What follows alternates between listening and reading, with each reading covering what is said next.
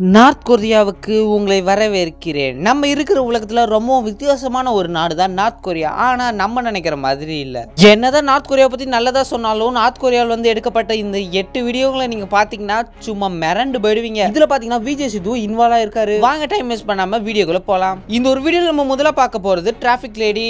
North கொரியாவோட ரொம்பவும் பிஸியான city தான் பியாங்யாங் சிட்டி.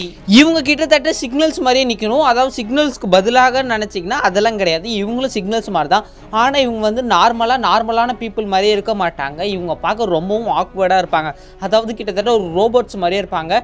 இவங்களுக்குன்னு சொல்லி டிராஃபிக் ரூல்ஸோட ஒரு டான்ஸ் மாதிரி எல்லாம் இருக்குது. ட்ரெஸ்ஸை போட்டாலே அவங்களுக்குன்னு சொல்லி சில நடை உடை பாவனைன்னு இருக்குது. அதை தான் இவங்க வந்து ஃபாலோ பண்ணணுமா. இந்த ஒரு நாடு ரொம்ப ஸ்ட்ரிக்டான நாடுனால அதுவும் டிராஃபிக் லேடிஸ்லாம் எல்லாமே டிராஃபிக் டைரக்ஷனை காமிக்கணும்னு சொல்லி ஒரு ரூல்ஸே இருக்குது. அது மட்டும் இல்லாமல் விஜய் சித்து விளாக்ஸ் இதில் எப்படி சம்மந்தப்பட்டிருக்காருன்னா இவர் தான் கொஞ்ச நாளைக்கு முன்னாடி பியாங்யாங் சிட்டிக்கு வந்திருக்காரு. இப்படி வந்தப்போ தான் தெரியுது அங்கே ஃபுல்லாகவே செக்யூரிட்டி கார்ட்ஸ் இருந்திருக்காங்க. அந்த ஒரு ஏரியாவே ரொம்பவும் மோஸ்ட் ரிஸ்ட்ரிக்டட் ஏரியா மாதிரி இருந்திருக்கு. எக்கச்சக்கமான போலீஸ் மிலிட்ரி எல்லாமே இருந்திருக்காங்க. என்னதான் நாங்கள் நார்த் கொரியாவை பற்றி இங்கே சொன்னாலும் விஜய் சித்து விளாக்ஸ் அங்கே போய் சொன்னது இன்னுமே பயங்கரமாக வைரல் ஆச்சு. இந்த ஒரு டிராஃபிக் லேடிஸ்லாம் இவங்களுக்கு பிடிச்ச வேலையை தான் செய்கிறாங்கன்னு கேட்டிங்கன்னா முக்கியமாக கிட்டத்தட்ட 90% இல்லைன்னு தான் சொல்லி ஆகணும். அதாவது அவங்களுக்கு ஏஜ் 17 ஆயிடுச்சுனாலே அவங்க வந்து இந்த டிராஃபிக் போலீஸ் ஆகிடணும்னு சொல்லி அங்கே ஒரு ரூல்ஸே இருக்கான். இந்த ஒரு வீடியோவில் நம்ம ரெண்டாவதாக பார்க்க போகிறது ப்ரோபேண்டா டூர். அதாவது ஒன்றுமே இல்லைங்க. நீங்கள் நார்த் கொரியாவுக்கு போயிட்டு சுற்றி பார்க்கணும்னு நினச்சிங்கன்னா நீங்கள் இண்டிபெண்டாவோ இல்லைன்னா ப்ரைவேட்டாவோ எந்த ஒரு டூரிஸ்ட் கைடையும் நீங்கள் பார்க்க முடியாது. அதுக்கு பதிலாக கவர்மெண்ட் அப்பாயிண்ட் பண்ண ஒரு லேடி ஆஃபீஸர் கைடு தான் அங்கே இருப்பாங்க. அவங்கள மீறி நீங்கள் எங்கேயுமே போயிட முடியாது. அப்படி நீங்கள் மீறி போனீங்கன்னா கிட்டத்தட்ட உங்களை ஜெயிலில் போட்டுருவாங்க. அதுவும் இந்த ஃபீமேல் கைடர்லாம் வந்து பார்த்தீங்கன்னா ரொம்பவும் சாஃப்ட்டுன்னு நினச்சிடாதீங்க. ரொம்பவும் ஆர்ஷானவங்க. நீங்கள் எங்கேயாவது தனியாக ஒரு இடத்த போய் எக்ஸ்ப்ளோர் பண்ணணும்னு பார்த்தீங்கன்னா அவ்வளோதான் உங்கள் ஜோலி முடிஞ்சுது. அதோட அது மட்டும் இல்லாமல் அங்கே நார்த் கொரியாவை பற்றியும் கிம்ஜாங்கை பற்றியும் ஆஹா ஓஹோன்னு சொல்லி உங்களை பிரெயின் வாஷ் பண்ணிக்கிட்டே இருப்பாங்களாம். அதாவது இவங்க வந்து நார்த் கொரியாவை பற்றி ஆஹா ஓஹோன்னு பெருமையாக தான் பேசுவாங்க. இதுக்கு பின்னாடி எவ்வளோ விஷயம் ரொம்பவும் கேவலமாக நடந்தாலும் அதை பற்றி எதுவுமே சொல்ல மாட்டாங்க. உங்களுக்கு உப்பு புளி காரத்தோட ரொம்ப காரசாரமாக சொல்லுவாங்களே தவிர இதுக்கு பின்னாடி நடக்கிற அக்கிரமோ அநியாயத்தை சொல்லவே மாட்டாங்க. இந்த ஒரு வீடியோவில் நம்ம மூணாவதாக பார்க்க போகிறது காமிக்ஸ் புக்ஸ். நார்த் கொரியாவில் காமிக்ஸ் புக்ஸ்ன்றது ஒன்று கிடையவே கிடையாது. முக்கியமாக ரெஸ்ட்ரிக்ட் பண்ணியிருப்பாங்க. நீங்கள் எந்த நாட்டு காமிக்ஸ் புக்கையும் நார்த் கொரியாவில் பார்க்கவே முடியாது. அப்படியே நீங்கள் கஷ்டப்பட்டு ஒரு காமிக்ஸ் புக்கு கண்டுபிடிச்சா கூட அது எப்படிமா இருக்கும். ஒரே ஒரு கடை இருக்கும். அந்த கடையில் கிட்டத்தட்ட அடிக்கடிக்கு ஒரு காமிக்ஸ் புக்கு வச்சுருப்பாங்க. அதில் எதை திறந்தாலும் கிட்டத்தட்ட எல்லா புக்ஸ்லேயும் ஒரு விஷயம் காமனாக இருக்கும். அதாவது கிம்ஜாங் வந்து ஒரு பெரிய ஹீரோ. அந்த ஹீரோ தான் நம்ம நாட்டையே காப்பாற்றிருக்காரு. மற்ற நாடோட பணக்கார நாடு நம்மளோட நார்த் கொரியா தான். நார்த் கொரியா ஜனங்க மேலே ரொம்பவும் பண்பு அன்பு எல்லாம் கொண்ட நல்ல மனிதராக கிம்ஜாங் இருக்கார். கிம்ஜாங் ஆஹா ஓஹோ ஒரு ஹீரோ மாதிரியெல்லாம் காமிச்சு அதில் போர்ட்ரேட் பண்ணி அந்த ஒரு காமிக்ஸ் புக்கில் காமிச்சிருப்பாங்க. அந்த காமிக்ஸ் புக்கில் முக்கியமாக போடுற ஒரு இன்ட்ரெஸ்டிங்கான விஷயமே இதுதான். அதாவது கிம்ஜாங் தான் இந்த நாட்டோட ரொம்பவும் சூப்பரான பவர்ஃபுல்லான ஒரு ஹீரோ. இந்த நாட்டை விட்டு நீங்கள் வெளியில் போனால் ரொம்பவும் கஷ்டப்படுவீங்க. ஏன்னா சுற்றி இருக்கிற எல்லா நாடுமே ரொம்பவும் பஞ்சத்தில் இருக்குது. நம்ம நாடு தான் ரொம்பவும் செழிப்பாக இருக்குது. அது மட்டும் இல்லாமல் நம்ம நாட்டில் எவ்வளோ பெரிய வில்லன்ஸ் வந்தாலும் கிம்ஜாங் தனியாக நின்று போராடிடுவார். நம்மள்ட்ட இருக்கிற சோல்ஜர்ஸ் ஆஹா ஓஹோ இப்படி அப்படின்லாமே அந்த ஒரு காமிக்ஸ் புக்கில் போட்டிருக்கோம். எல்லா காமிக்ஸுமே இந்த ஒரு கிம்ஜாங்கோட சூப்பர் பவரை பற்றி தான் போட்டிருப்பாங்களே தவிர சப்பையான எந்த விஷயமே அதில் போட்டிருக்க மாட்டாங்க. இந்த ஒரு வீடியோவில் நம்ம நாலாவதாக பார்க்க போகிறது நார்த் கொரியாவோட கம்ப்யூட்டர் லேப். கம்ப்யூட்டர் லேப்னு சொன்னோடனே நம்ம மைண்ட் எல்லாமே சூப்பராக கேம்ஸு டெக்னாலஜி இன்டர்நெட்டு அப்படின்னு தானே தோணும். ஆனால் நார்த் கொரியாவில் முக்கியமாக எல்லாத்துக்குமே ஆப்போசிட்டாக தான் இந்த ஒரு கம்ப்யூட்டர் லேப் இருக்கும். அதாவது இந்த இடத்துல இன்டர்நெட் ஆக்சஸ்ன்றது நீங்கள் யாராலுமே பண்ண முடியாது. அப்படியே நீங்கள் பண்ணாலும் கிட்டத்தட்ட 3 பேர் 4 பேரோட கையெழுத்து ஸ்ட்ராங்கான ஒரு ரீசன் இருக்கணுமா. அது மட்டும் இல்லாமல் இவங்க இப்போ தான் 4Gக்கே வந்திருக்காங்க. இவங்கள்ட்ட பார்த்தீங்கன்னா ட்விட்டரு ஃபேஸ்புக்கு யூடியூப்ன்ற எந்த ஆப்ஸுமே நார்த் கொரியாவில் யூஸ் பண்ண மாட்டாங்க. நார்த் கொரியாவில் இன்டர்நெட்டு வசதி வந்து பார்த்திங்கன்னா முக்கியமாக அங்கே இருக்கிற கவர்மெண்ட் ஆஃபீஸர்ஸ் யூஸ் பண்ணுறதுக்கான சில வசதிகள் மட்டும்தான் இருக்கும். மற்றபடி அவங்களால இன்டர்நெட் நார்மலாக யூஸ் பண்ணவே முடியாது. அவ்வளோ கஷ்டம். எதுக்குடா அப்போ கம்ப்யூட்டர் லேபு அப்படின்னு உங்களுக்கு தோணுச்சுன்னா முக்கியமாக இது எல்லாமே சீனுக்கு தான். ஏதாவது ஃபாரினர் டூரிஸ்ட்டாக வராங்கன்னா எங்கள்கிட்டையும் பார்த்தீங்கன்னா ஒரு கம்ப்யூட்டர் லேப் இருக்குது. அதில் எக்கச்சக்கமான கம்ப்யூட்டர்ஸ் இருக்குன்னுவாங்க. இந்த இடத்துல நீங்கள் ஜிடிஏ கேம் கூட விளையாட முடியாது. ஏன்னா ஜிடிஏ கேமுன்றது இங்கே பேன் பண்ணி தான் வச்சுருக்காங்க. பேண்டுன்னு சொல்கிறதோட இந்த ஒரு ஜிடிஏ கேமை பற்றி அங்கே யாருக்குமே தெரியாது. இந்த ஒரு வீடியோவில் நம்ம அஞ்சாவதாக பார்க்க போகிறது ஃபுட் ஸ்மக்லிங். என்னதான் நார்த் கொரியா ரொம்பவும் பணக்கார நாடு, ரொம்பவும் நாங்கள் தான் ரிச் அப்படின்னு சொல்லி வெளியில் சும்மா பந்த காட்டியிருந்தாலும் அங்கே ஃபுட் ஸ்மக்லிங்னு ஒன்று நடக்குது. இதுக்கு முக்கியமான காரணமே பஞ்சம்தான். ஒரு கசப்பான உண்மையை சொல்லணும்னா நார்த் கொரியா மக்கள் அதிகமாக சஃபர் பண்ணுறதுக்கு பசி பட்டினி தான் காரணம். மெஜாரிட்டி ஆஃப் நார்த் கொரியா மக்களுக்கு வந்து ஒரு சாதாரண பேசிக் நீடான ஃபுட்டு கூட கிடைக்கலிங்க. அதுதான் அங்கே இருக்கிற ஒரு பெரிய ஒரு மோசமான காரியம். ஃபுட்டு நம்மளுக்கு நார்மலாக எப்படி கிடைக்குது? கடையில் விற்கும் ஒரு பொருளை போய் வாங்குவோம், அப்படி தானே நம்மளுக்கு ஒரு ஃபுட்டு கிடைக்குது. ஆனால் ஏன் இந்த மக்களுக்கெல்லாம் கிடைக்கலன்னு பார்த்தீங்கன்னா, நார்த் கொரியாவில் ஒரு சின்ன தப்பு செஞ்சாலுமே அவங்கள ஊரை விட்டு ஒதுக்கி வைக்கிறது, ஜெயிலில் போடுறது, நிறைய கொடுமைப்படுத்துறதுன்னு அப்படின்லாம் சொல்லி சில சட்டங்கள்லாம் இருக்குது. இப்படி இவங்க எல்லாருமே ஊரை விட்டு ஒதுக்கி வச்சுட்டாங்கன்னா இவங்களுக்கு வேலை கிடையாது, வேலையிலேருந்து வர காசு கிடையாது, அப்படின்னே இவங்களால எந்த சாப்பாடும் பொருளுமே வாங்க முடியாது. அதனாலே நார்த் கொரியாவில் பணக்காரங்க யாராக இருந்தாலும், ஃபாரினர்ஸ் யாராவது அந்த ஊரை சுற்றி பார்க்க வந்தாலும் அவங்கள்ட்ட இருக்கிற ஃபுட்டை வந்து இவங்க திருடிடுவாங்களாம்.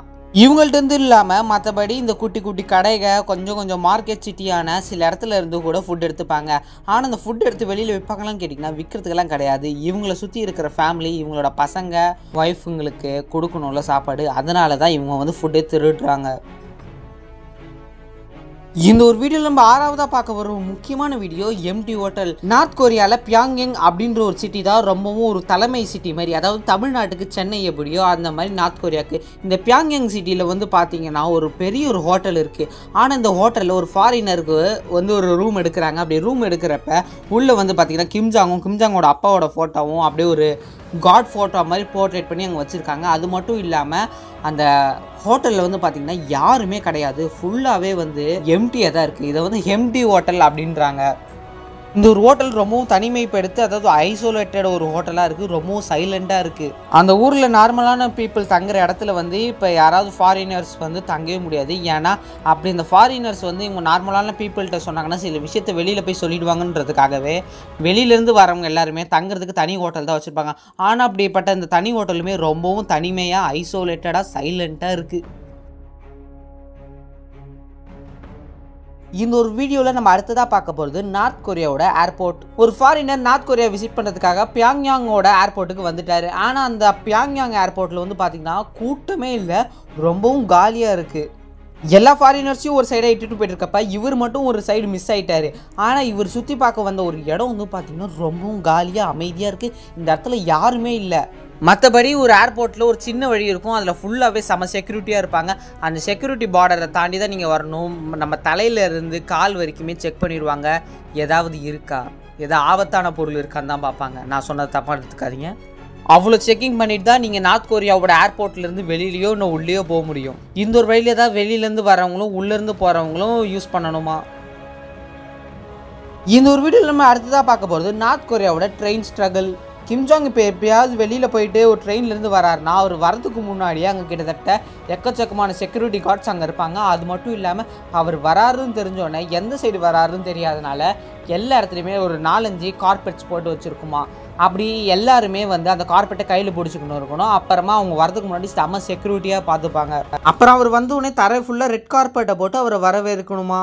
அவர் வராருன்னு தெரிஞ்சோடனே ட்ரெயின் கதவை திறக்கிறதுக்கு ஒரு ஆள், அவரை பத்திரமா இட்டுட்டு போகிற ஒரு ஆள், ரெட் கார்பெட்டை போடுறதுக்கு ஒரு ஆளுன்னு சொல்லி கிட்டத்தட்ட 20லேருந்து 25 பேர் அவரோட செக்யூரிட்டி பர்பஸ்க்காக இருப்பாங்களாம். இந்த ஒரு வீடியோவில் நம்ம ரொம்பவும் முக்கியமாக பார்க்க போகிறது கிம்ஜாங்கோட ரொம்பவும் கொடுமையான ஒரு தண்டனைகள். நார்த் கொரியாவுக்கு எதிராக நடந்தாங்கன்னா, நார்த் கொரியாவை பற்றி வெளியில் எங்கேயாவது சொன்னாங்கன்னா அவங்களுக்கு அந்த நாட்டோட ரொம்ப மோசமான ஒரு தண்டனையை கொடுப்பாங்களாம். அந்த தண்டனை கேட்குறதுக்கும் பார்க்குறதுக்குமே ரொம்பவும் பயங்கரமாக இருக்கும். அப்படி என்ன மாதிரி தண்டனைலாம் தருவாங்கன்னு பார்த்தீங்கன்னா, ப்ரூட்டிலிட்டி, ஆர்ஷ்மெண்ட் மற்றும் டார்ச்சரை கொடுத்து நம்மளை ரொம்பவும் தவிக்க விடுவாங்க. கிட்டத்தட்ட 3 ஜெனரேஷனுக்கு பனிஷ்மெண்ட் தருவாங்களாம். இப்போ ஒரு தாத்தா தப்பு செஞ்சாருன்னா அவங்க பசங்க அவங்க பேரன்களையும் பிடிச்சிட்டு வந்துடுவாங்க. இப்போ பேரன் தப்பு செஞ்சானா அவனோட அப்பா, தாத்தா எல்லாருமே கூட்டிகிட்டு வந்து கிட்டத்தட்ட 3 ஜெனரேஷனுக்கு நம்மளை பிடிச்சி வச்சுப்பாங்க. இவங்கெல்லாம் என்னடா தப்பு பண்ணியிருப்பாங்க அப்படின்னு பார்த்தீங்கன்னா ஒன்றுமே பண்ணியிருக்க மாட்டாங்க. நார்த் கொரியாவுக்கு சப்போர்ட் பண்ணியிருக்க மாட்டாங்க, இல்லைன்னா எதிராக இருந்திருப்பாங்க. ஏதாவது ஒரு சின்ன விஷயம் பண்ணால் கூட அவங்கள பிடிச்சிட்டு வந்து இந்த ஒரு இடத்துல போட்டுருவாங்க. இவங்களுக்கு சரியான ஃபுட்டு தரதில்லை, சரியான மெடிக்கல் வசதியெல்லாம் இருக்காது.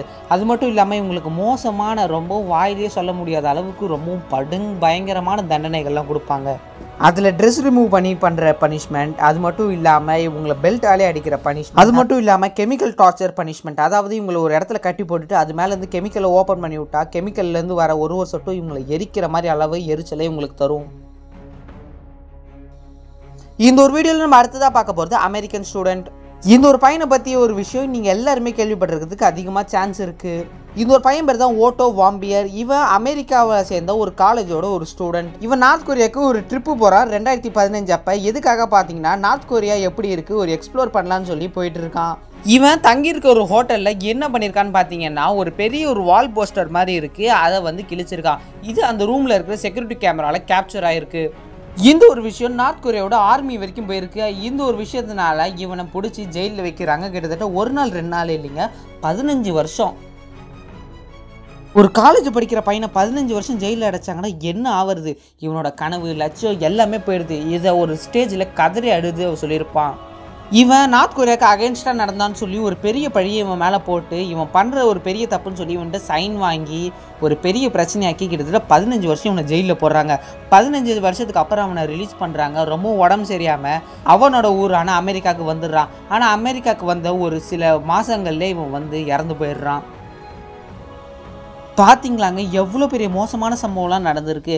நார்த் கொரியா நம்ம நினைக்கிற மாதிரி ஒரு சாதாரணமான நாடு கிடையாது. இந்த வீடியோ நான் முடிச்சுக்கிறேன். இந்த வீடியோ பிடிச்சா லைக் பண்ணி ஷேர் பண்ணி மறக்காமல் நம்ம சேனலையும் சப்ஸ்கிரைப் பண்ணுறேன். இன்னொரு வீடியோவில் பார்க்கலாம். Bye bye, see you.